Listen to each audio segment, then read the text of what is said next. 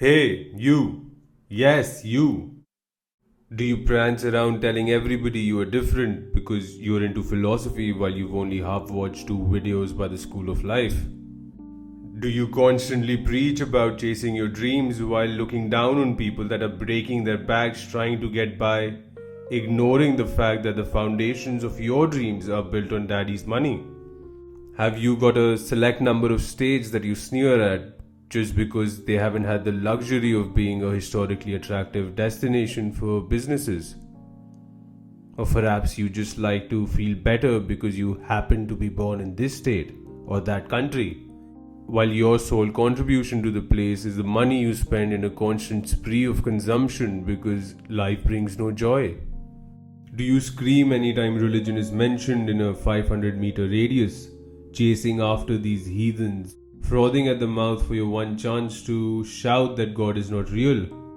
Or instead is every passing moment an opportunity to shove religion down any and everybody's throat?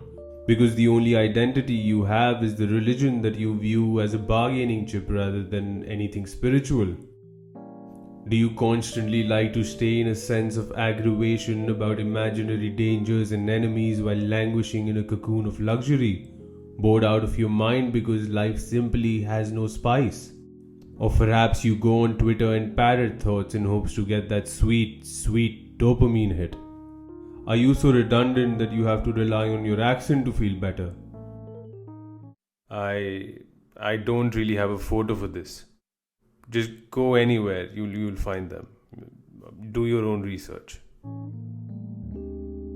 Or perhaps the only reason you can stick your nose up in the air is by demeaning everybody around you. Because you simply aren't comfortable in your own skin and need to constantly believe you are better to even feel a speck of love for yourself.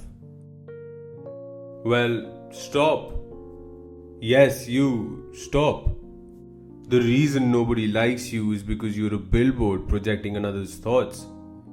Seeking the easiest way to delude yourself into believing that you're more than your actions and thoughts by buying into an illusion of a collective identity that makes one unique, rather than what it really does, which is pushing us down into an already cramped suitcase, as if it is the last bit of clothing that you really want to take on your long trip. Yes, finding the easiest bits and pieces of people you admire without putting in any work is going to create something as fragile as a Chinese product. That's an outdated joke. That's an outdated joke. Chinese products are no longer fragile. I would say that the Chinese products have become too durable. Coronavirus proves that made in China products do last. But the effigy you create won't, even if built on fetishizing the dead. You are a person, and as such, respect yourself enough to give you the freedom to be vulnerable when you're alone, rather than hiding behind a ready made belonging served in a pill or a tap or a click. To paraphrase Lord Krishna, it is better to do one's own dharma, even imperfectly, than to do another's perfectly.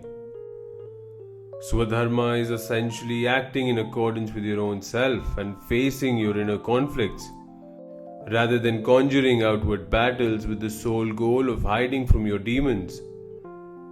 And remember, if you don't change, you condescending fuck, then you will remain a cunt.